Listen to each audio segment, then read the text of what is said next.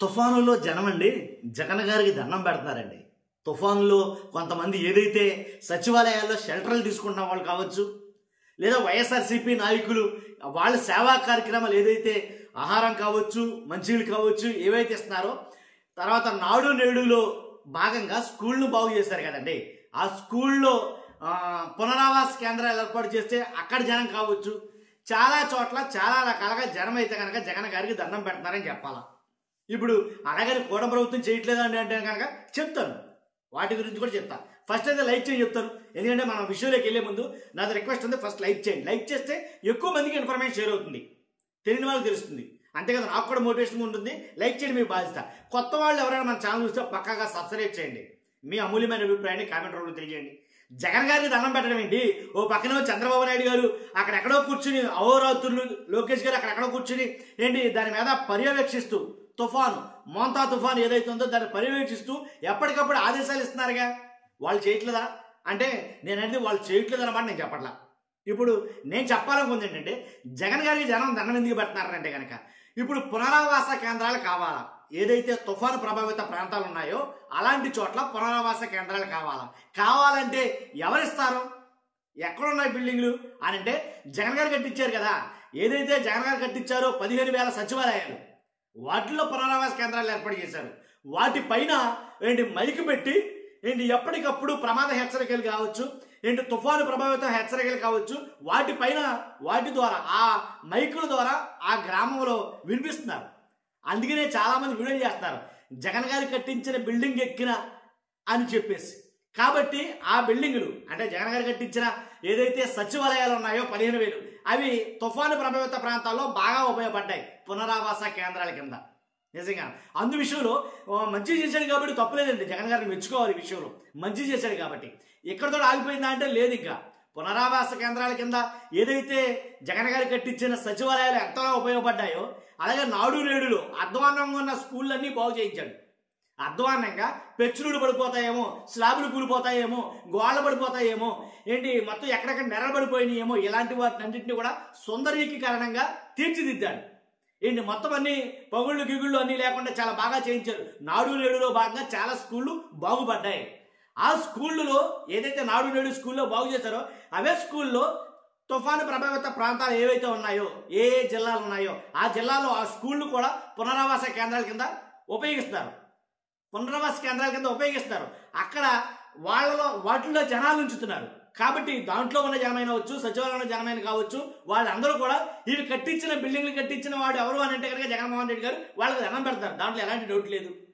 కాబట్టి ఇంకోటి ఏంటంటే కనుక ఏదైతే అంటే కొన్ని చోట్ల తుఫాను ప్రభావం బాగా ఎక్కువ ఉన్న పరిసర ప్రాంతాల్లో ఏంటి వైఎస్ఆర్సీపీ నాయకులే ఫీల్డ్ లెవెల్లో అంటే గ్రౌండ్ రియాలిటీ గ్రౌండ్లోకి వెళ్ళి వాళ్ళకి ఉన్న ఇబ్బందులు ఏంటి, వాళ్ళకి కావాల్సిన అవసరతలు ఏంటి, వాళ్ళకి కావాల్సిన ట్రాన్స్పోర్ట్ ఏంటి, వాటన్నిటి విషయంలో చిన్నపిల్లల్ని వృద్ధుల్ని వాహనాలు పంపించి మరీ ఏంటి పునరావాస కేంద్రాలకు తరలించడంలో భాగస్వామ్యంగా ఉన్నారు వాళ్ళు. వైఎస్ఆర్సీపీ అధికారంలో ఉన్నవాడు చేస్తే అది పెద్ద ఆలోచించాల్సిన అవసరంలా. అధికారంలో ఉన్నవాడు చేస్తే పెద్ద ఆలోచించవసరంలా. అధికారంలో లేనివాడు అధికారంలో లేకపోయినా సరే ప్రజలకు సేవ అందిస్తారు చూసారు, ఖచ్చితంగా దాన్ని గుర్తించాలంటాను నేను. అధికారంలో ఉన్నప్పుడు ఎవరైనా చేస్తారు, అధికారం పోయిన తర్వాత కూడా అధికారంలో లేకపోయినా సరే చేస్తారు చూడు, దానికి ఖచ్చితంగా గుర్తించాలంటాను నేను. అలాగే అందుగురించే చాలా చోట్ల ఏంటి ఆహార పొట్లాలు కానీ, మంచినీళ్ళు కానీ, వాళ్ళకి కావాల్సిన దుప్పట్లు కానీ, వాళ్ళకి కావాల్సిన ట్రాన్స్పోర్ట్ కానీ ఇవన్నీ కూడా వైఎస్ఆర్సీపీ నాయకులు, ఎమ్మెల్యేలు కావచ్చు, మంత్రులు కావచ్చు, కార్యకర్తలు కావచ్చు, నాయకులు కావచ్చు, వాళ్ళు దగ్గరుండి ఏంటి రూట్ లెవెల్లో దగ్గరుండి మరీ చూస్తున్నారని చెప్పాలి. ఖచ్చితంగా సహాయం చేస్తున్నారు. ఇలాంటి టైంలోనే కదండి మానవత్వం అనేది ఉంటే, ఇలాంటి టైంలో సహాయపడాలంటాం, అంతే కదా. కాబట్టి అంటే నేను ఎందుకు చెప్పానంటే మరీ ముఖ్యంగా జగన్ గారికి దండం ఎందుకు పెడుతున్నారంటే బాబు కట్టించావు పక్కా బిల్డింగ్లు, నీ దండం కట్టించావు కాబట్టి వాటిల్లో మేము ఉండడానికి ఈ రోజున ఆస్కారం ఉంది, అవకాశం ఉంది. కాబట్టి గ్రామ సచివాలయాలు ఒక ఎత్తు అయితే గ్రామ వార్డు ఏదైతే పట్టణం సచివాలయ ఉద్యోగులు ఉన్నారో సచివాలయ ఉద్యోగులు మొత్తం మోంతా తుఫాన్ అంతా వాళ్ళ భుజాలపైన వేసుకున్నారండి. ఈ సచివాలయ ఉద్యోగుల రూపశీలి ఎవరైతే ఉన్నారో జగన్మోహన్ రెడ్డి గారు. సచివాలయ ఉద్యోగులు వచ్చారంటే అది జగన్మోహన్ రెడ్డి గారు దాని ద్వారానే, దాంట్లో ఎలాంటి డౌట్ లేదు. కానీ ఆ ఉద్యోగులు ఇప్పుడు మోంతా తుఫాన్లో చాలా బాగా వర్క్ చేస్తారని చెప్పాలి. నిజంగా వాళ్ళందరికీ కలిపి ఒక సెల్యూట్ ఇద్దాం. వాళ్ళందరికీ కూడా. ఎందుకని అంటానంటే ఖచ్చితంగా వాళ్ళు పడిన కష్టం అంతా ఇంత కాదు. ఎందుకంటే గ్రామ సచివాలయం ఉంటే కనుక ఆ గ్రామంలో ఆ సచివాలయ ఉద్యోగులకి గ్రామంలో ఏ వీధి ఎలా ఉంటుంది, ఏ వీధిలో ఎక్కడికి వెళ్తుంది, ఎటు నుంచి ఎక్కడికి వెళ్ళాలి, ఎక్కడి నుంచి ఎక్కడికి వెళ్ళాలి, ఏ ఇంట్లో ఎవరున్నారో డోర్ టు డోర్ అన్ని సచివాలయ ఉద్యోగులకు తెలుసు.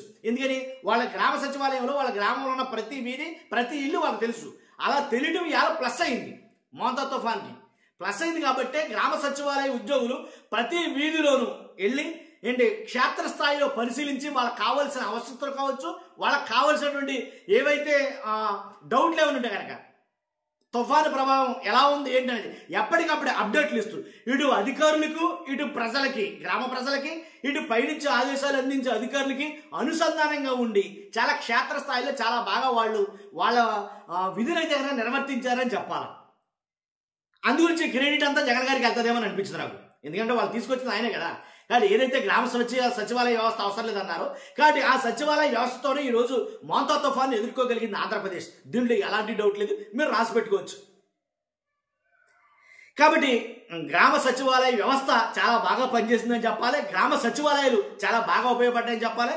అలాగే నాడు భాగంలో బాగు చేసిన స్కూళ్ళు చాలా బాగా ఉపయోగపడ్డాయి ఈ మోంతా తుఫాన్కి అనేది చెప్పాలి. కాబట్టి చేసుంటేనే కట్టుంటేనో ఉపయోగపడతాయి. అలాగా జగన్ గారు కట్టిన బిల్డింగ్లు ఏవి కూడా అసంపూర్ణంగా అనాలోచితంగా లేవు. జగన్ గారు కట్టిన ప్రతిదీ కూడా ఉపయోగపడేదే అయి ఉంటారు ఖచ్చితంగా. ఎందుకంటే పక్కా స్ట్రక్చర్తో కడతారు కాబట్టి దాంట్లో ఎలాంటి డౌట్ లేదు. దాని మీద ఒక దూరదృష్టి ఉంటుంది. కాబట్టి అలాగని నేను ఒక విజనరీని, నాకు ఒక విజన్ ఉంది 2040 లేదా 2020 అయితే జగన్మోహన్ రెడ్డి గారు ఎప్పుడు చెప్పుకోలేదు. కానీ ఆయన విజన్ వేరే, బయటికి చెప్పడు. కానీ ఆయన ఆలోచించే విధానం వేరే. కాబట్టేనేమో ఈ మోంతా తుఫాన్లో ఒక సైనికుల్లా పనిచేశారని చెప్పాలి.